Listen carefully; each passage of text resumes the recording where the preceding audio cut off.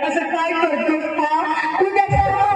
लवकर येणार होता मला मुंबईला फिरायला नेणार होता मला कुत्र्याची गाडी घेणार होता मला मोबाईल घेऊन देणार होता राजा माझ्या रोम्या किती रडवतो या मोबाईलसाठी एकदा घेऊन टाकला मला मोबाईल मोठ्या तुझा मोबाईल कुणी नेला आणि गेला बाई माझा गेला